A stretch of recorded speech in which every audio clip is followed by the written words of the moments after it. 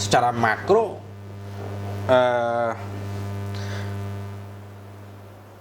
geopolitik kita, salah satu dalam geopolitik Indonesia dan dunia ke depan adalah soal politik pangan. Ya. Kita sudah mulai mengenerate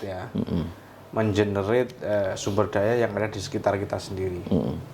Tidak melulu kita ingin mengambil sumber daya yang di luar jangkauan. Ya.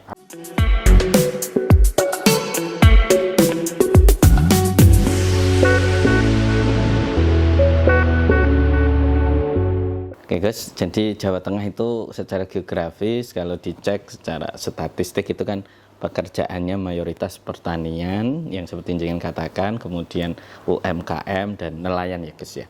Itu mungkin yang pertama kita sasar guys. Pupuk menjadi masalah yang paling penting lah ya di petani ya, seperti bapak saya seorang petani. Itu mungkin guys, bagaimana bahasan dengan ekosistem mungkin bisa disedikit, apakah nanti jenengan berusaha untuk membangun ekosistem atau berkomunikasi dengan yang terlibat stakeholder tentang ekosistem atau bagaimana Gus terkait itu?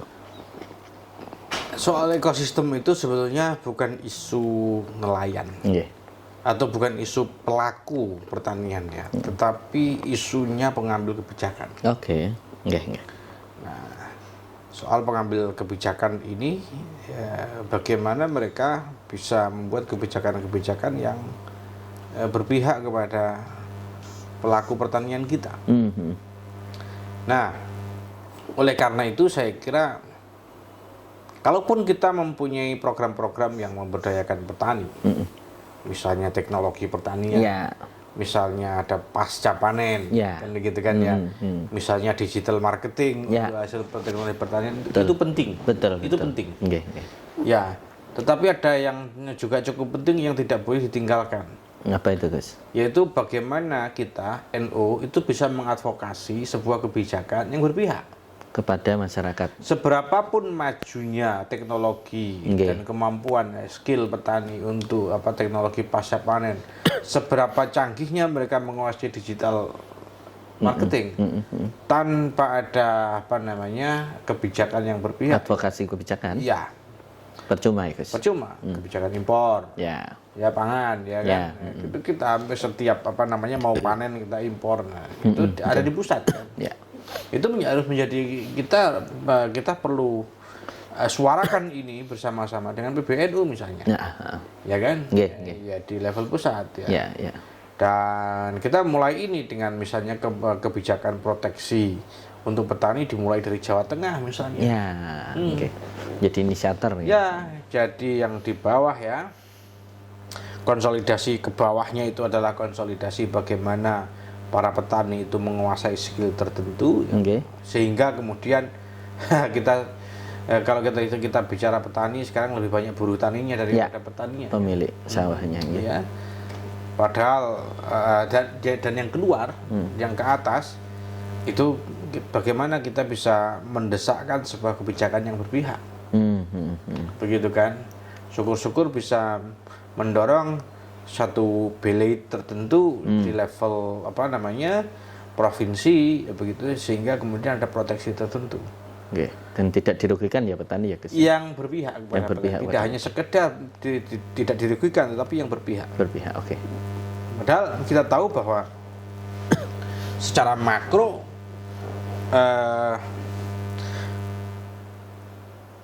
geopolitik kita, salah satu dalam geopolitik Indonesia dan dunia ke depan adalah soal politik pangan. Ya, betul. Iya kan? Berdikari ya. Dalam pangan. Iya, politik pangan. Oleh karena itu, siapa yang menguasai pangan? Kalau dulu kan energi. Ya, dulu energi.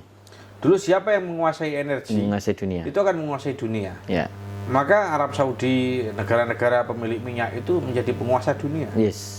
Nah, kita itu adalah negara tropis yang berpotensi untuk menjadi penguasa soal pangan. Tapi kita belum mempersiapkan diri. Betul. Besok ya siapa yang menguasai pangan? Yang menguasai dunia. Menguasai dunia.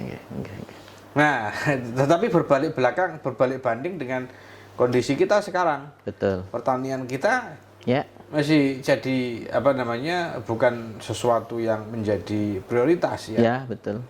Malah malu Gus arek-arek sekarang kalau suruh bertani. Nggih. Betul petani. Ah, ini ada cerita lagi. Nah. Kalau dulu, Nah. Mas tidak awal-awal atau ketika saya mendampingi Nggih. apa saya menerima para wali santri, Nggih. kan banyak yang minta doakan. Nggih. Kiai, penting tidak awal-awal saya apa namanya di pesantren, ya kan, ada yang Gus, kalau dulu Kiai Abah ya. Nggih. Mohon anak saya didoakan dan dibimbing agar bisa menjadi seperti saya, petani maksudnya. Nggih. Sekarang nggak ada, Nggak ada nggih.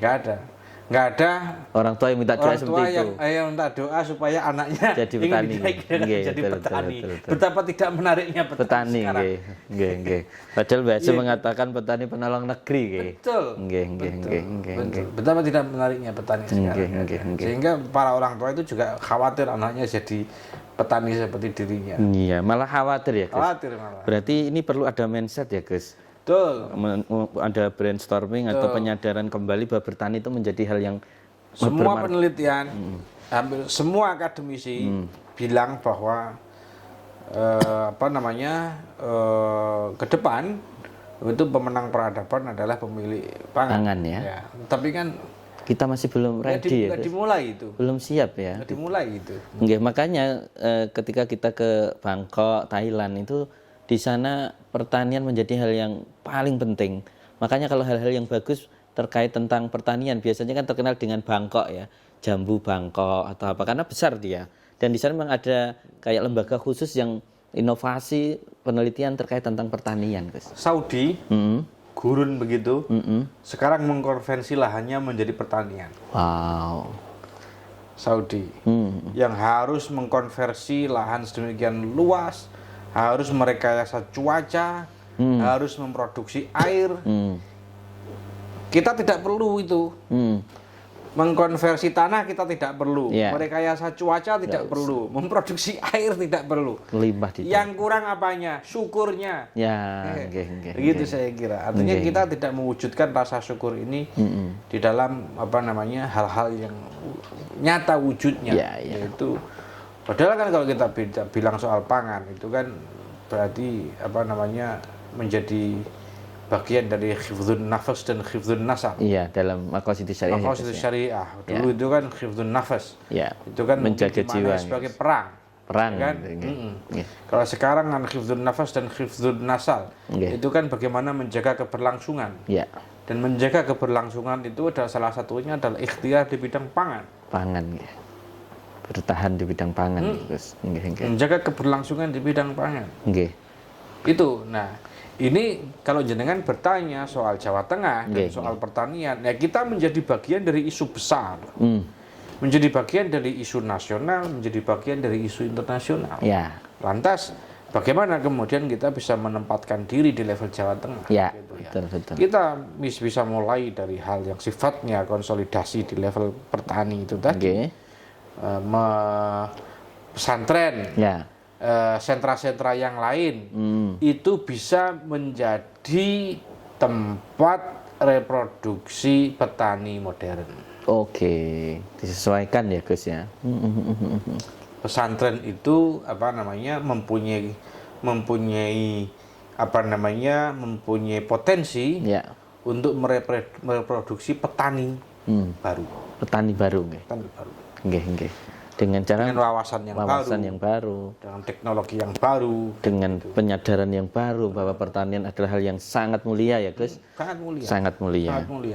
Berarti di sini pangan di sini sudah include tentang nelayan, ternak, sudah menjadi satu kesatuan. Siapa yang menguasai dia akan menguasai dunia gitu Gus. Kalau dulu tentang energi, kalau sekarang pangan ya. Pangan. Oke, berarti energi sekarang energi terbarukan. Energi yang terbarukan. Tapi nggak ada pangan terbarukan. Nggak ada. Oke. Kalau dulu Nabi Yusuf kalau di dalam Al-Qur'an sudah mempunyai apa ya salah satu strategi dengan cara membuat ini ya Gus, gudang pangan karena beliau tahu nanti akan terjadi kelaparan panjang. Ya mungkin juga strategi-strategi seperti itu ya karena ke depan juga kita nggak tahu ini langsung geser ke iklim ya Gus. Iklim sekarang kan tidak seperti dulu Gus. Kalau dulu Januari hujan sehari-hari, kemudian Desember gede nih sumber, tapi kayaknya sekarang itu iklim sudah sangat berubah, Gus. Ya. Bagaimana keberadilan NU dalam tanda kutip tentang isu iklim di sini, Gus? Itu isu besar lagi saya kira. Dan lagi rame juga ini tentang iklim Iya. di dunia ini. Kalau kita melihat ya, kita mengambil saja dari misalnya dari tagline PBNU merawat jagat, Ya, kepedulian terhadap lingkungan. yes. Kepedulian terhadap lingkungan itu kan banyak maknanya, ya kan? Bumi ini kan tempat kita hidup bersama. Betul. Saya mengikuti dulu. Bumi ini bukan sesuatu yang kita wariskan kepada anak cucu kita, tetapi bumi itu adalah pinjaman dari anak cucu kita terhadap kita. Wow, yang harus kita jaga. dan kita Ya, bayar jadi berarti. tidak bisa kita eksploitasi habis-habisan. Nggih, Kalau warisan kita, Nggih. ya berarti kan kita bisa eksploitasi habis-habisan. Nggih, terserah. Sisanya kita berikan kepada Anak cucu. Tapi kalau pinjaman dari anak cucu ke kita, kan kita harus jaga Harus supaya tidak menjaga. habis dieksploitasi. Ya, ya. Gitu. Berarti yang pertama mengubah mindset terkait mindset. tentang bahwa Lagi-lagi mengubah mindset. Nah, Nggih. satu lagi saya kira ini paradigmatik sebetulnya dan jangka panjang. Ya. Satu periode, 2 periode nggak selesai soal paradigma ini. Nah, saya kan pernah hidup di Australia. Ya. Pas kuliah di Monash Ya, ya, Gus. bagaimana sungai-sungai di sana bersih kan gitu. Ya. Ternyata switch ya, buangan dari rumah tangga itu tidak langsung dibuang ke sungai. Oke. Diolah dulu, Oke. setelah bersih baru dibuang ke sungai. Maka nih sungainya kok bagus ya, Ya, Gus. ini bagus ya. Kita aja tempat buangannya nggak punya, Gus. Nah, paradigma kita, sungai, laut, danau, embung, itu adalah halaman belakang. Ya, oke. Halaman belakang Dan buangan. di Indonesia itu kan tempat pembuangan. Yes. Kita buang sampah di belakang, kita Nggih. buangan di belakang, gitu kan ya. Nggih. Belakang itu sesuatu yang untuk menutupi hal negatif. Yes, ya. Kita harus merubah paradigma bahwa sungai, danau, laut itu halaman depan. Halaman depan. Harus membalik ya, Gus ya. Ya. Sehingga Sehingga perlakuan kita terhadap sungai itu tidak untuk membuang sampah. oke. Nggih. Itu paradigmatik banget. Iya. Susah sekali. Susah, butuh Karena waktu. itu kepercayaan turun-temurun. Iya. Ya, kita membuang apapun kan di sungai. Betul. Padahal sungai itu halaman depan. Yes. Nggih. Saya pernah, Mas Hamid, Nggih. diajak teman ke Pulau Pramuka. 2 jam pakai perahu cepat ya, Perahu cepat, dari ya. Ancol. Nggih. Maunya snorkeling. Ternyata Sampah tok isinya. Masya Allah. Sampah saja isinya. Kita itu Ya Allah. snorkeling isinya sampahnya semuanya. Maka mikroplastik itu kan menjadi bahaya terbesar sekarang. Betul. Dan ikan-ikan yang kita makan ternyata makan plastik. Makan plastik ya. Nggih. Mikroplastik ya. kan bahaya kan. Nah, saya kira kita itu paradigmatik harus. Ya, Paradigma itu mengubah perilaku. Jadi bagaimana kita menampilkan yang dulu kita punya pemahaman, keyakinan bahwa sungai, laut itu belakang, kita balik menjadi itu sesuatu yang depan yang harus kita jaga, kita rawat gitu. Ya, ini prinsip lama sebetulnya kan. Kita mendaur ulang tidak perlu kemudian mempunyai sesuatu yang sangat baru untuk dieksplor. Ya kita pakai yang lama-lama saja sudah jauh dari cukup kan. Pakai paradigma itu. Dan Gus Dur juga menceritakan bahwa laut itu selama ini kita punggungi, guys. Saja kan gitu ya, Gus ya. Tidak tahu kalau laut itu halaman depan gitu kan. Itu Menteri juga. Kelautan pertama kan pada zaman Gus Dur. Zaman Gus Dur ya, Gus ya. Oke. Sebelumnya kan kelautan itu terabaikan ya. Terabaikan sama sekali. Oke, Gus, kita semakin jauh kita kembali ke laptop, Gus. Jadi alhamdulillah NU Jawa Tengah ini akhir-akhir ini ranting atau MBC kan sudah punya namanya seperti layanan masyarakat seperti ambulan dan seterusnya. Menurut saya itu merupakan suatu yang Gus, kemajuan yang sangat luar biasa, Gus ya. Kenapa? Karena zaman dulu ibu kita atau keluarga kita kalau ke rumah sakit itu masih berangkat sendiri. Terus intinya NU belum hadir. Masih banyak, mohon maaf Gus, seremonial yang mengatasnamakan NU tapi NU belum hadir melayani. Bagaimana ketika ibu-ibu muslimat sakit itu NU hadir itu sudah bagus Gus. Cuman permasalahannya Gus, banyak yang mobil-mobil ambulan atau yang atas nama logo-logo NU itu tidak bisa beroperasi mungkin karena ini Gus, bagaimana mohon maaf ya Gus, logistik, terus SDM, terus termasuk bengkel punya 10 ternyata rusak semua atau bagaimana. Itu bagaimana Gus menurut jenengan ini? Yang jenengan tanyakan apanya ini? Ya, yang pertama ini layanan NU hadir di tengah-tengah masyarakat dulu yang pertama. Itu fenomena bagus sekali menurut saya, bahwa kita sudah mulai mengenerate sumber daya yang ada di sekitar kita sendiri. Tidak melulu kita ingin mengambil sumber daya yang di luar jangkauan, APBN, APBD. Itu sumber daya, ya, itu hak, tapi itu di luar jangkauan dan tidak sustain. Pelayanan itu bagus. Pertanyaan pertama sekarang, ya betul, masyarakat NU diantar oleh ambulan-ambulan NU. Diantar ke rumah sakitnya siapa? Nah, betul. Diantar ke kliniknya siapa? Iya, betul. Ya, kita ini ambulan itu feeder, pengumpan. Betul. Yang diumpani siapa? Betul. Kembali lagi kita belum siap secara infrastruktur maupun ekosistem, Gus. Iya. Jadi ibaratnya di kawasan bawah ini sudah siap hadir di tengah-tengah masyarakat, tapi pasca itu mau ditaruh di mana ini masih permasalahan besar kita, Gus. Permasalahan kita. Gitu. Yang kedua, paradigmatik lagi. Soal pelayanan, soal kefilantropian. Dalam hal ini soal ambulan-ambulan kalau jangan. Ini paradigma yang dibangun adalah non-profit. Ya. Menurut jenengan, apa yang dipahami dengan kalimat non-profit itu bagi kawan-kawan NU? Ya gratis. Di MWC cabang. Tanpa biaya gratis ya, Gus. Non-profit itu banyak yang memahami non-profit kan nirlaba ya. Ya. Banyak yang dipahami tidak boleh mengambil untung. Oke. Iya kan? Nah, kalau saya memahami non-profit atau nirlaba itu, ya harus untung supaya sustain. Untuk merawat. Nah, yang tidak boleh ya kalau bedanya profit sama non-profit, itu kalau profit itu keuntungannya berarti kembali kepada pemodal. Kalau non-profit ya keuntungannya kembali untuk keberlangsungan dan pengembangan organisasi. Termasuk perawatan. Oke. Ini kan non-profit. Ya nggak boleh untung sama sekali. Ya kalau kita nggak untung ya bagaimana bisa berkembang? Keberlanjutannya ya, Gus. Iya. Jadi ada cerita salah satu MBC punya 10, Gus.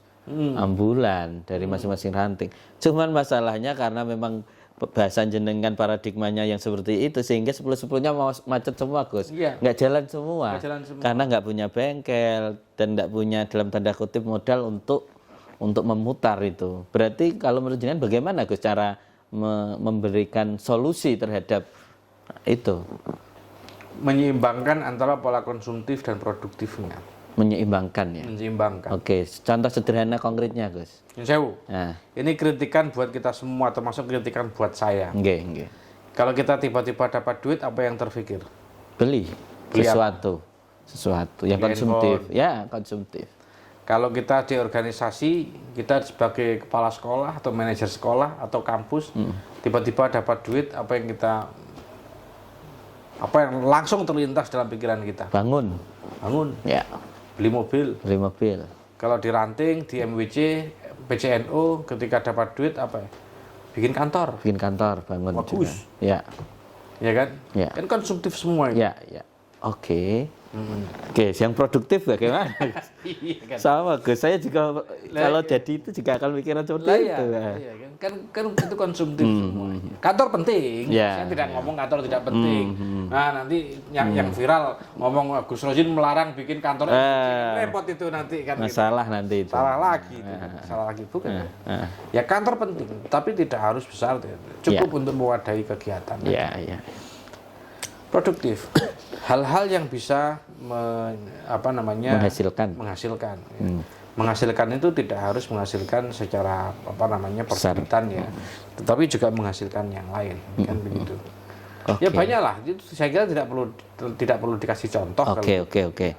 Berarti ketika ada uang yang kembali kepada Nahdlatul Ulama secara jam'iyah, bagaimana uang tersebut tidak dihabiskan untuk konsumtif saja, tapi disisihkan untuk hal-hal yang produktif ya, Gus? Produktif itu ya. Oke, menyeimbangkan ya bahasanya. Antara Jadi. konsumtif dan produktif. Oke. Konsumtif penting ya kan. Konsumsi itu kan penting untuk hal-hal yang sifatnya basic ya. Ya. Tapi kan tidak. Misalnya ada saya tidak tahu itu tadi di mana ya. Contoh 10 ambulan di MWJ. Tapi secara real apakah kita butuh 10? Oh iya. Ya. Kenapa 10-10-nya harus ambulan? Ya.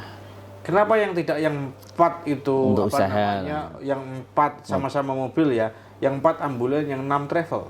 Oh iya, masuk ya.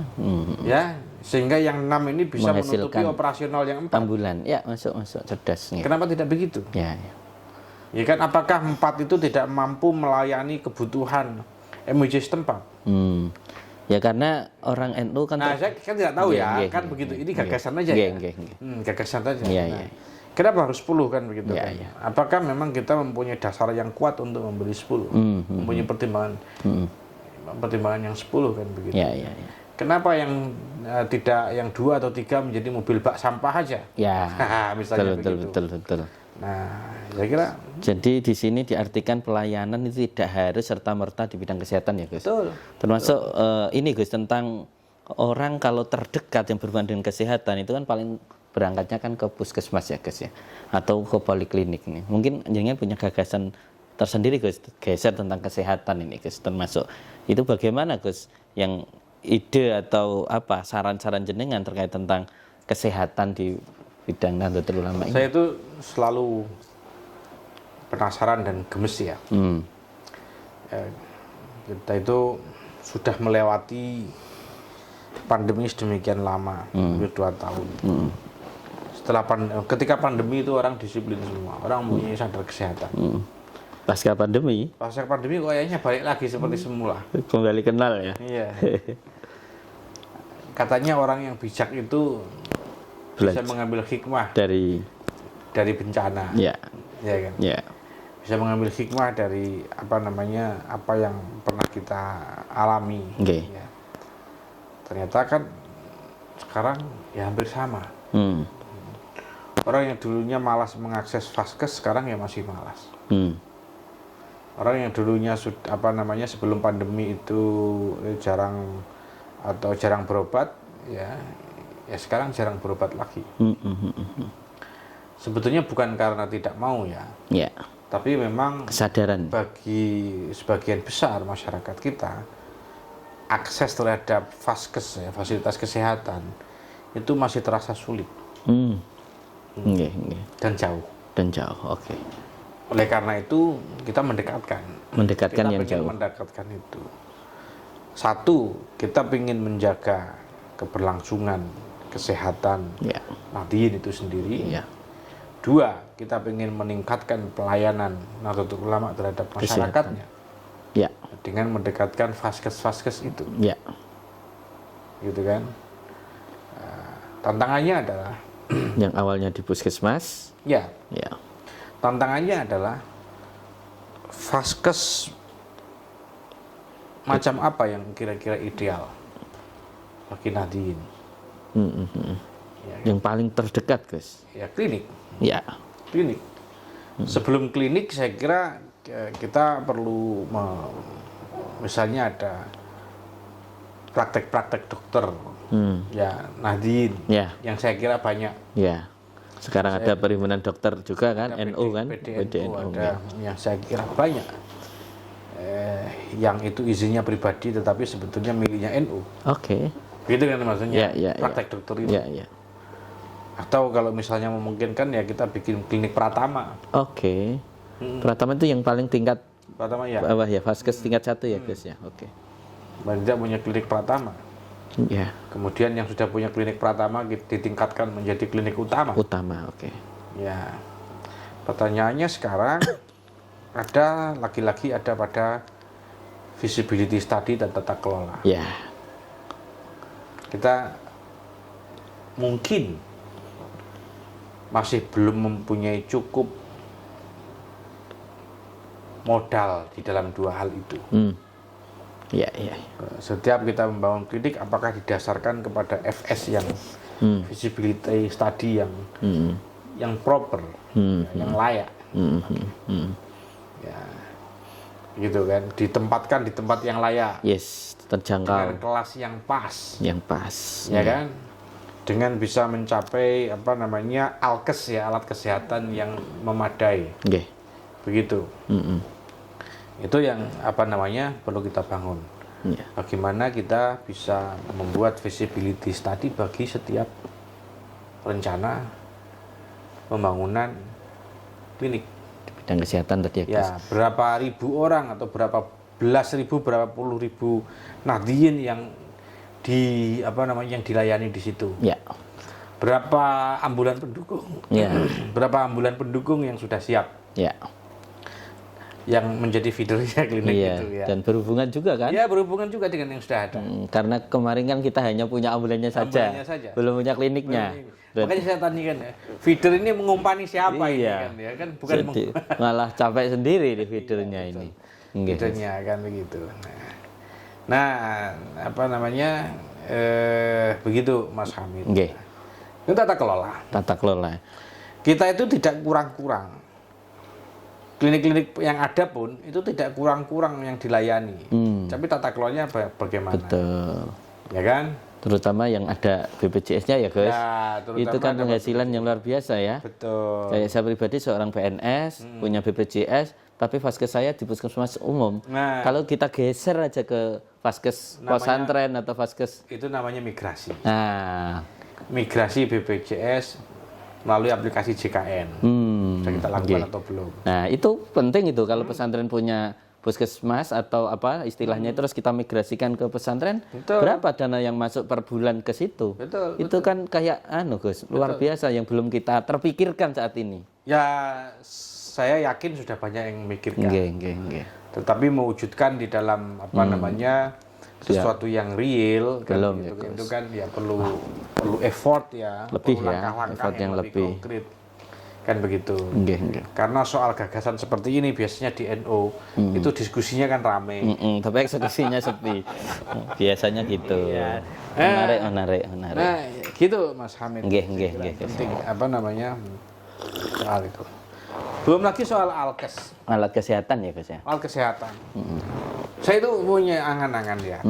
Sekarang ini kan masyarakat butuh layanan basic yang lebih advance. Maksudnya basic tapi yang lebih lengkap. Ya. Sekarang itu mayoritas ya. Memang sudah ada beberapa yang klinik-klinik yang bagus. Tapi kalau mau hemodialisa kemana? Rumah sakit kan? Iya. Karena terbatas sekali alatnya, Gus. Kalau kita mau periksa darah, darah kita tinggi atau rendah, kolesterolnya, trigliseridnya rendah atau tinggi kemana? Lab-labnya kan masih tidak terjangkau. Yes, betul. Asam urat. Asam urat, belum lagi TS, HS, T4 ya. Nah, itu kan belum banyak yang punya. Betul. Klinik harus punya itu. Wow, keren itu. Kalau NU sudah Periksa punya darah, sampai situ. Hemodialisa, Wih. ya kan, ronsen. Jangan kalau ke rumah sakit manapun sekarang diminta ronsen kan? Ya, betul.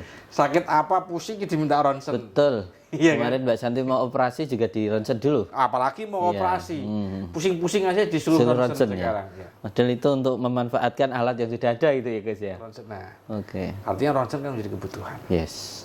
Ronsen yang sederhana saja. Nah, itu kalau bisa dilayani. Tapi ketika sampean ngomong ke klinik, di klinik Tingkat vaskes tingkat satu lah. ada kliniknya pesantren atau kliniknya NU. Kenapa kalian nggak punya ronsen? Kenapa kalian nggak punya cek pemeriksaan darah? Kenapa kalian nggak punya hemodialisa, mesin hemodialisa? Oh, itu duitnya piro kan begitu kan? Nggih. Sopo sing arep kan begitu. Nggih. Nah, kita sudah terjebak pada paradigma soal mahal. Ya, betul. Nggak tahu kalau kesehatan itu jauh lebih mahal ya, Gus. Karena kita nggak tahu caranya mungkin. Ada yang bisa memotong menuju. Caranya adalah kita klinik berjejaring. Oke. Wah, menarik ini, klinik Ya. berjejaring. Chain klinik. Chain klinik. Chain klinik. Klinik berjejaring. Ketika kita berjejaring, kita bisa mengakses apapun dengan harga yang Lebih efisien ya. lebih efisien. Jadi seumpama kita punya komunitas jejaring, jadi seumpama puskesmas atau istilahnya apa Gus tadi Chain klinik. gen klinik ini membutuhkan, berarti dari alat ini bisa digeser ke sini, geser Tidak ke sini. begitu. Gimana Setiap sistemnya? klinik punya. Punya ya Gus? Ya. Tapi kan kita pengadaannya satu. Oh gitu, nggih. Sama beli satu sama beli 10 kan harganya pasti beda. Ya beda.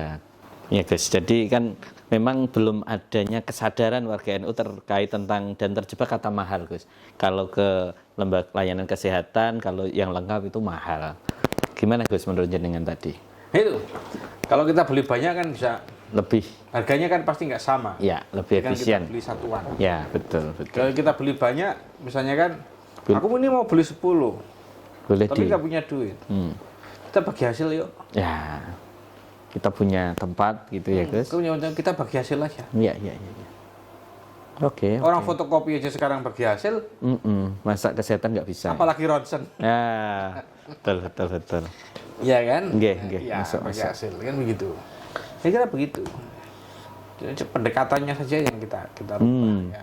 Oke, berarti yang Tapi syaratnya itu harus berjejaring dari berjejaring. dan punya visibility tadi.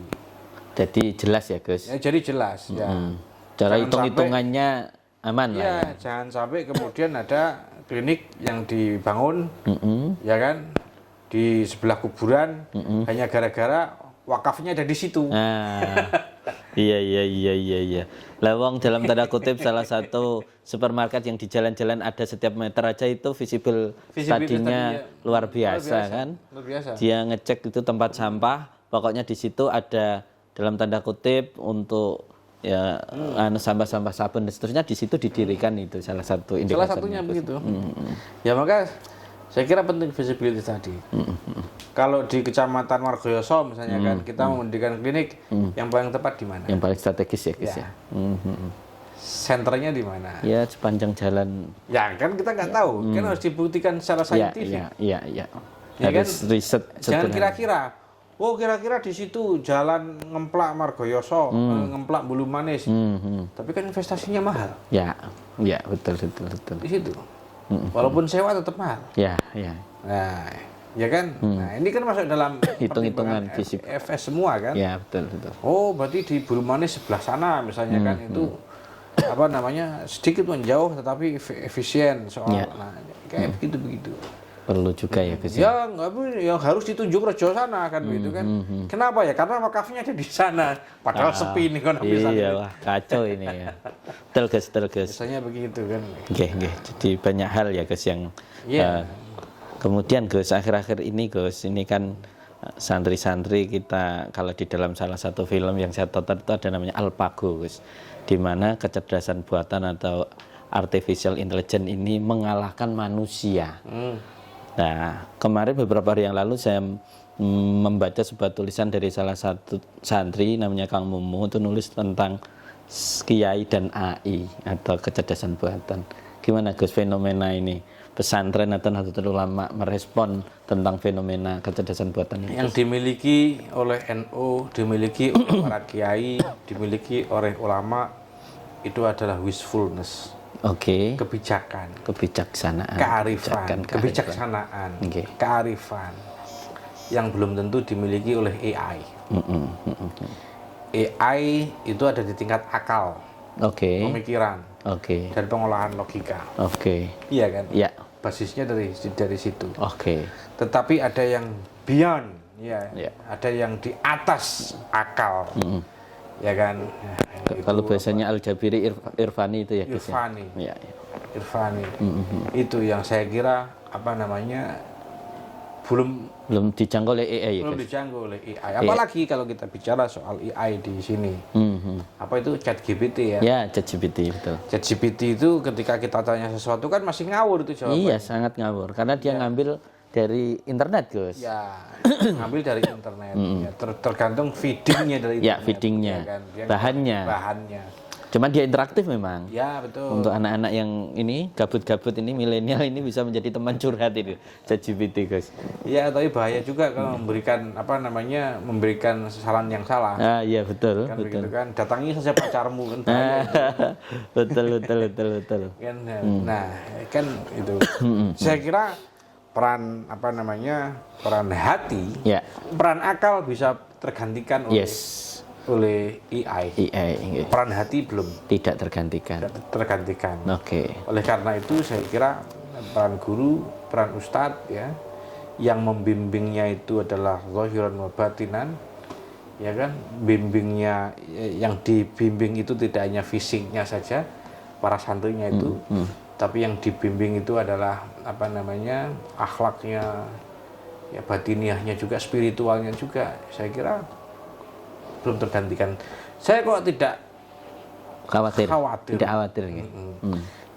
Kalau kita menggunakan AI sebagai daya dukung atau daya uji, Suplemen atau bahasan jenengan Oke, tadi. ya. Oke. sebagai daya dukung ya, untuk mendukung sesuatu yang kita pelajari, atau daya pembanding, Ya. atau sebagai sumber uji. Ya. Oke. Tapi Untuk sebagai menguji, ya. sumber Tapi utama sebagai sumber utama tidak masuk ya guys. Nggak masuk. Oke. nggak masuk. Ya, jadi saya kira ya kita tetap wajib memperkenalkan AI Ya. kepada para anak-anak kita, ya, supaya mereka tidak terlalu ketinggalan. Ya. Soalnya kan kalau kita melihat ya, 3 hal yang paling advance ini, di dalam kehidupan ini, modern ini kan, yang perkembangannya paling maju pertama kali itu kan teknologi. Ya. Teknologi itu kan grafiknya naik sangat tinggi. Yes. Itu kan Yeah. dalam konteks curam lah itu, Yeah. tajam lah Tajam. naikannya. Nah, yang kedua adalah pengusaha, atau usaha atau bisnis ya. Bisnis ini kemajuannya jauh, ya cukup naik, tapi masih di bawah kemajuan teknologi. Ya. Ya. Jadi usaha-usaha ini mengikuti kemajuan teknologi. Teknologi. Nggih. Apa ketika terbawah? Kebijakan. Tidak bisa mengikuti. Kebijakan itu tidak bisa mengikuti kemajuan teknologi. Teknologinya datang lebih dulu, kebijakannya diatur kemudian. Betul. Maka kemudian tidak ada kebijakan lintas negara di dunia ini yang bisa mengendalikan teknologi. Wow, oke. Nggih. Keempat dan seterusnya, pendidikan itu di bawahnya lagi. Nggih. Ya. Iya kan? Nah, oleh karena itu kita harus memperkenalkan itu, bahwa pemenang pionir peradaban saat ini adalah teknologi. Kita nggak boleh meninggalkan itu. Oke.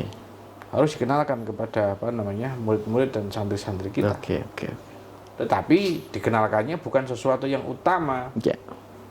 Tapi menjadi daya dukung. Teknologi itu penting, tapi dia sepenting apapun dia daya dukung. ya, tambahan.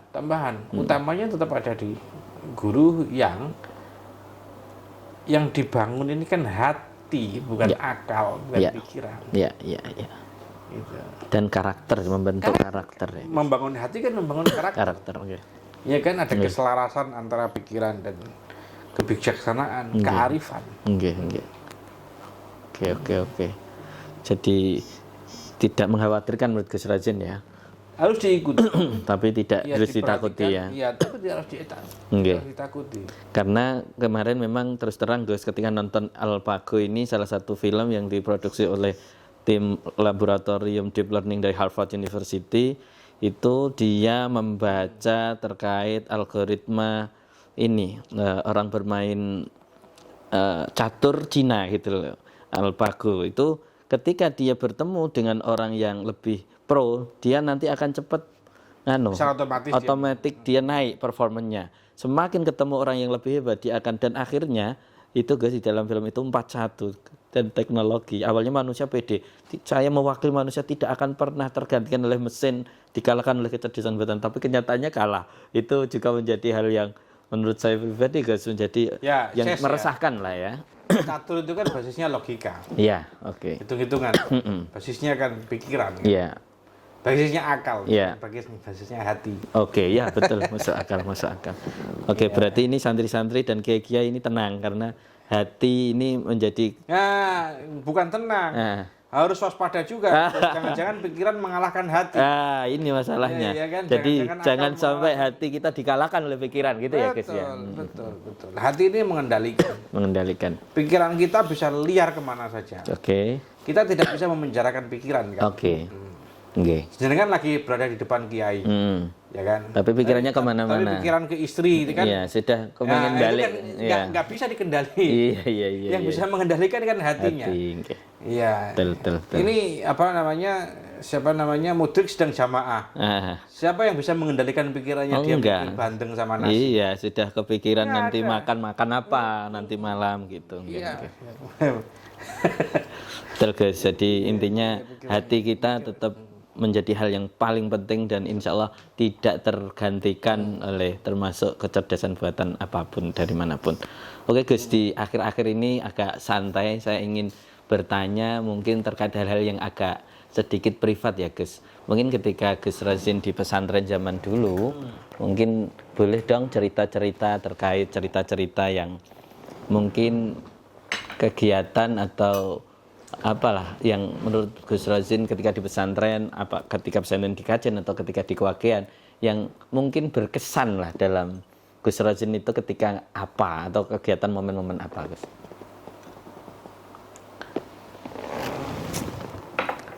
Saya itu kuliah terlambat Mas. Terlambatnya nggak bayan-bayan. 5 tahun saya terlambat kuliah. S1 ya Gus? S1. Terlambat kuliah 5 tahun S1. Gara-gara apa itu Gus? Saya di sekolah. Ini bercerita soal bagaimana murabbi ruhina. Mendidik ya. Mendidik karakter ya. Orang itu berani gagal. Sekolah kan saya nggak naik 2 kali.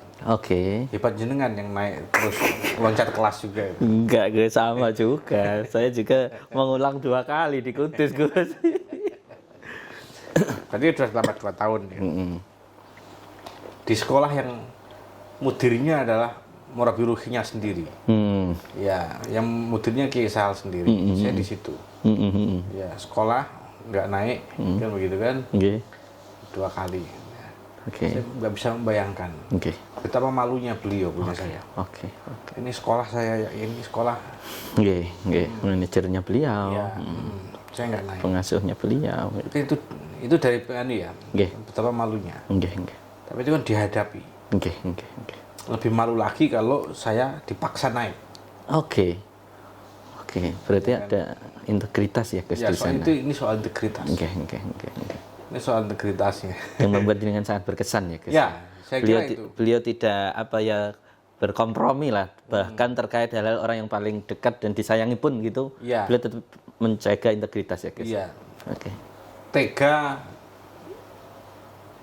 saya tersandung, ya kan, gagal maksudnya ya, itu tega.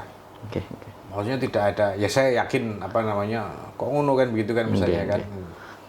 Mungkin yang pada waktu itu mungkin jenengan mengatakan kan bisa menggunakan jalur lain lah ibaratnya kan gitu. Tapi tega bahwa melihat saya gagal gitu kan, tega disuruh bangkit lagi.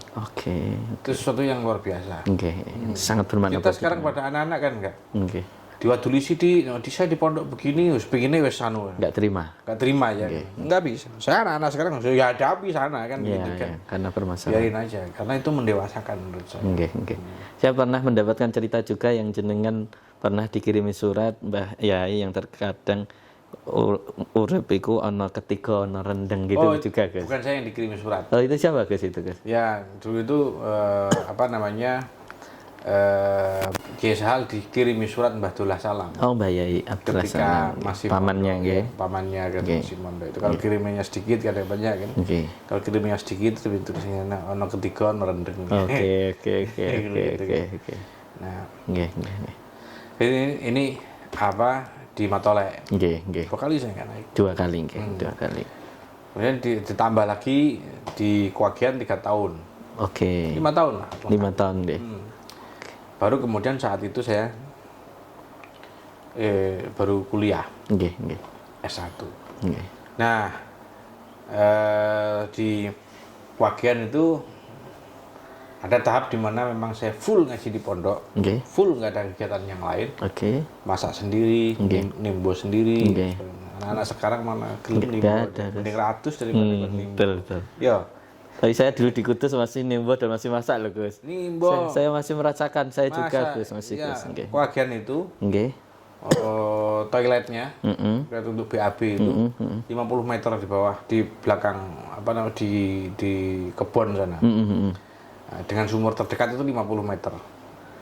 Jadi kalau mau bawa air ya harus nimbo dulu, bawa timbonya ke sana. 50 meter ya Gus. Di sana. Malam gelap sekali. Nah, kalau tidak ya apa namanya ke sana dulu, setelah selesai buang hajat baru jalan.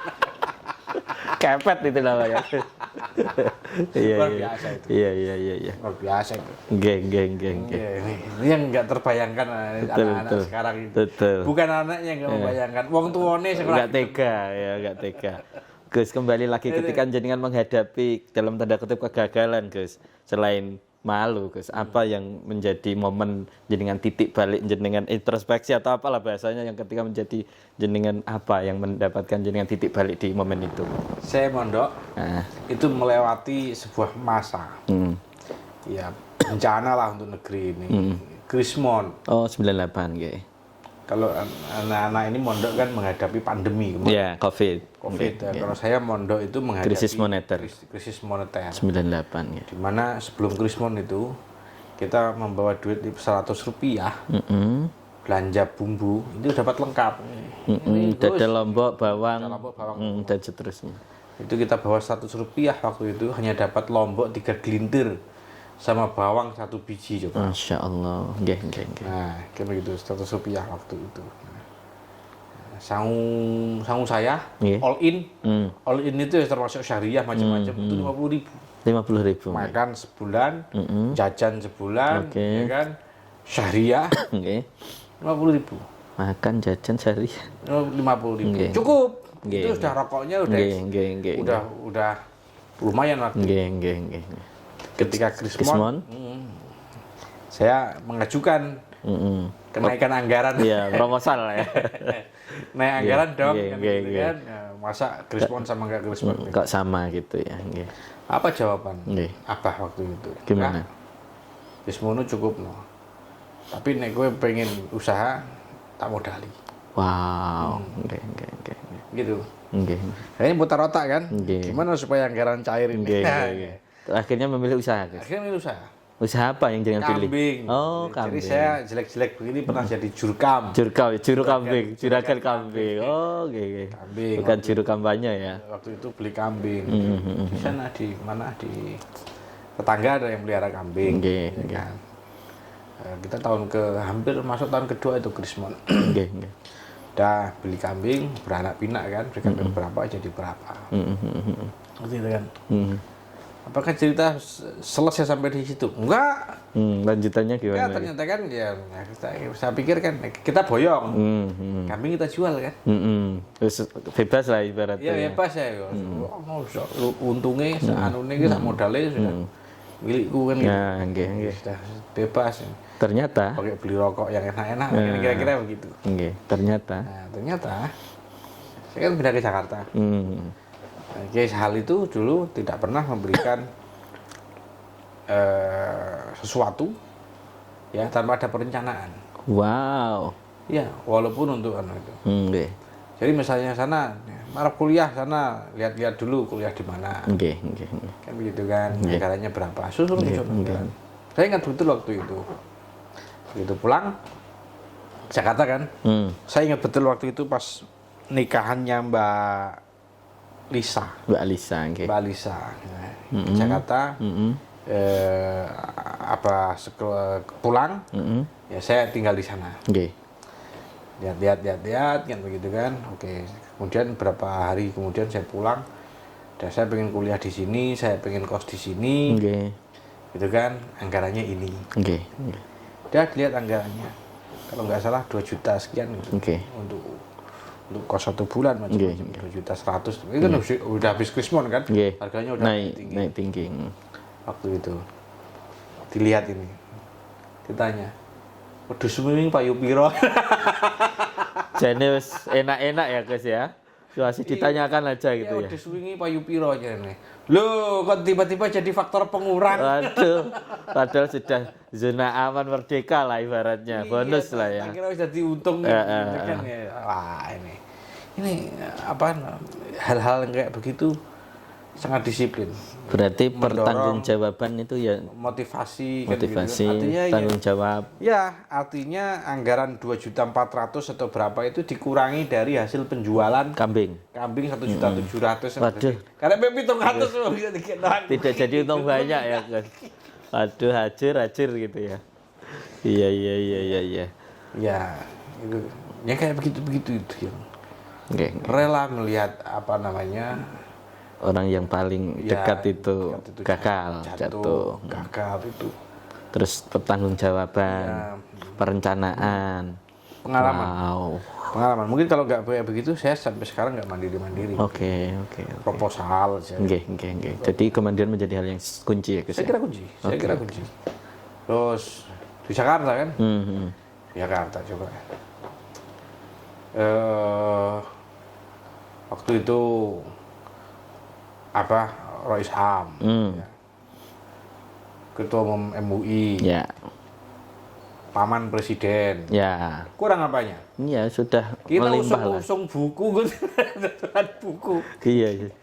Iya. Tidak mendapatkan itu ya Gus ya. Iya tidak. Iya. Privilege ya. Kita usung buku, jualan buku, diusungi ke Muktamar Lirboyo, nggih. Itu kan diusungi jualan buku di sana. Jangan sempat jualan buku di arena Muktamar. Ya tidak jualan langsung, kita memproduksi buku, ya, kemudian ya diedarkan teman-teman. Ya diedarkan teman-teman di sana. Karena itu bagian dari tadi ya Gus. Ya mencetak, ngedit buku, dihitung per halamannya, per halaman Rp1.000 atau berapa dulu ngedit buku itu. Berarti orang-orang yang dipahami Gus Razin itu dapat privilege langsung dalam tanda kutip enak itu salah ya Gus ya? Tentu saya mendapatkan privilege yang tidak bisa dinafikan. Tapi dalam proses belajar itu ya ada proses-proses yang memang begitu natural lah, begitu. Sehingga kemudian dari hasil jualan buku, cetak buku itu jadi percetakan kan waktu itu di Jakarta. Oke, berarti ya, privilege-nya ya barokah itu. Pelajaran yang luar biasa, ya, jejaring itu. Jaring juga privilege-nya dari Mbah Yai. Ya, tapi dalam soal step by step ya, tahap demi tahap belajar soal hidup, soal keberanian mengambil keputusan, soal mengambil resiko, soal mengambil resiko yang besar kan begitu kan, menghadapi resiko itu natural ya Gus. Ya, maksudnya itu pembelajaran kita menghadapi resiko. Kondisi. Ya, resiko itu sangat besar. Itu yang saya kira. Jangan dikira kita hidup mulus-mulus. Betul. Karena orang yang lihat kan enaknya saja Gus. Kalau yang nggak enaknya kan biasanya kita sembunyikan ya. Ini Jakarta itu dulu, Jakarta kan kita lebih bebas ya maksudnya. Kan dulu belum ada aplikasi-aplikasi jualan itu kan nggak ada. Betul, yang kayak sekarang. Dulu itu kan kalau kita melihat iklan apa kan di koran Pos Kota kan. Betul. Pos Kota yang isinya Pos Kota itu 12 lembar, beritanya 3 lembar yang 9 iklan. Iya, iklan mobil. Jadi ICMI kan, Ikatan Calo Mobil Indonesia. Sempat ya Gus ya? Iya. Kalau pagi habis subuh gitu kan, bangun beli Pos Kota, lihat iklan-iklan yang BU. Butuh uang Oke. BU. Itu yang lebih murah yang BU ya Gus ya? BU lebih murah. BU tangan pertama gitu. Ke sana kan. Kalau cocok ya diambil sekalian mobilnya, poles-poles dikit, dijual lagi seminggu kemudian, lumayan itu. Dapat untungnya ya Gus? Dapat untungnya. Oke. Kelakon kan gitu. Berarti jenengan jurkam yang pertama, juru kambing, ya kan, dia ICMI ya kan? Bukan Ikatan Cendekiawan tapi calo mobil ya kan? Ikatan Calo Mobil. Oke. Indonesia. Menarik. Yang ketiga Gus, kalau Kiai Sahal itu kan Yang pertama ya, beliau itu kan selain ahli dalam bidang agama, beliau kan juga mempunyai pemikiran-pemikiran yang menurut saya out of the box. Terus terang ya Gus, seperti adanya Arta Huda Abadi, Arta Mas Abadi, di saat di salah satu ulama yang masih berdebat terkait tentang, mohon maaf ya Gus, perbankan, itu Mbah Yai kok berani-beraninya membentuk namanya perbankan itu Gus. Mungkin Gus Razin bisa sedikit cerita terkait itu Gus. Itu bank itu kan meneruskan dari yang tadi awal sekali kita diskusikan Oke. soal pemberdayaan masyarakat. Oke. Oh, memang awalnya dari pemberdayaan masyarakat ya, Gus. Oke. Ketika pesantren itu melayani kelompok-kelompok swadaya masyarakat itu tadi KSM. Oke.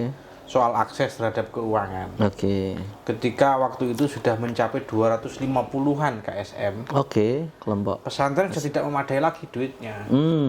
Oke. Ya kan? Revolving fund itu sudah Ya, tidak bisa lagi. terbatas ya. Saking banyaknya Oke. yang harus dilayani. Maka kemudian harus ada lembaga keuangan yang lebih kredibel, Ya, otoritatif. profesional, Ya, dikelola secara profesional. Sedangkan waktu itu masyarakat masih kesusahan untuk mengakses bank-bank pemerintah BRI. Ya. Orang masuk BRI aja masih nyopot sandal. Ya, betul, dikirain masjid ya, Gus. Ya, dan tidak semua orang punya kolateral, Ya. punya jaminan, Ya, sertifikat kan. sertifikat. Ya. Maka kemudian dibuatlah bank itu. Oh, Waktu itu sistem syariah nggak ada. belum Ada. Oke. Tahun 90-an belum ada. Oke. Belum ada sistem syariah kan begitu. Oke. Pertimbangannya itu yang Ya, terus yang tapi apakah kemudian kita berhenti saja berjuang? Ya tidak. Oke. Ya kan? Ya, maka kemudian dibuat bank itu. Tapi itu tidak satu-satunya hal kontroversial. Sebelumnya kan ada soal KB itu. Ya, KB, betul. Beliau sangat menjadi salah seorang kiai yang sangat mendukung KB. Betul. Ya pertimbangannya kan kecil tapi kuat, ya lebih baik daripada besar tapi tidak berdaya. Kualitas berarti. Kualitas. Oke. Nah, Berarti Arta Huda Abadi ini lahir tidak di ruang hampa ya, Gus? Tidak. Tapi berasal asbabul wurud dari awalnya KSM yang sudah tidak muat karena terbatas, maka kemudian Mbah Yai mengembangkan namanya Arta Huda ini, Gus. Maka dari situlah kita bisa belajar bahwa pesantren itu harus menjadi bagian untuk menjawab social problem. Wow, lah ini. Demikian juga NU seharusnya. NU bisa menjawab kebutuhan masyarakat sekarang. Ya, kita kalau kita bicara soal ideologisasi ya, kita bicara soal amaliyah ya, itu kan penting. Betul. Tetapi tidak berdiri sendiri. Kita harus berangkat dari sesuatu yang real yang dari tadi kita bicarakan itu. Problematika masyarakat. Ya, problematika yang ada Di yang tengah-tengah terangkum masyarakat. dalam 9 medan dakwah itu. 9 khidmah. 9 medan khidmah, 9 medan khidmah itu. Kita berangkatnya dari situ. Kita berangkat dari sesuatu yang real. Ya. Kok nggak ada yang konseptual? Gitu kan ya? Ada tentu. Ya, bagaimana yang amaliyah menjadi fikrah, yang fikrah menjadi harokah. Ini bagian dari situ. Iya kan? Tetapi kan konsep itu secanggih apapun kan perlu implementasi di lapangan. Eksekusi di lapangan. Nah, kita mengeksekusinya dari sesuatu yang kira-kira mungkin kita lakukan sekaligus yang paling dibutuhkan oleh masyarakat. Sekaligus penetrasi kepada masyarakat. Apakah kemudian apakah tidak ada soal ideologi macam-macam lah? Ini kan bagian real di dalam percaturan ideologi. Betul. Begitu. Oke. Jadi intinya berawal dari banyak hal, tidak hanya yang dari atas ke bawah, tapi menganalisis kebutuhan yang ada di tengah-tengah masyarakat. Betul. Dan kalau bisa NU tidak hanya terjebak di rutinitas seremoni, tapi hadir memberikan manfaat terhadap problematika masyarakat ya Gus ya. Menjawab dan memberikan solusi terhadap problematika kebutuhan masyarakat. Saya kira dengan demikian NU akan lebih penetratif ya terhadap masyarakat ya. Itu masih banyak yang perlu didiskusikan terutama NU perkotaan ya. Iya. Betul. Medan dakwah, digital, macam-macam. Banyak yang bisa didiskusikan. Mungkin nanti di episode selanjutnya, Gus. Mungkin terakhir, Gus, Gus Razin ingin memberikan sepatah dua patah kata. Mungkin kenapa sih Gus Razin mempunyai spirit untuk berkhidmah ke Nahdlatul Ulama Jawa Tengah, mungkin motivasi atau inspirasi apa yang ingin Gus Rozi sampaikan kepada teman-teman di Jawa Tengah? Ya, saya ini santri ya. Okay.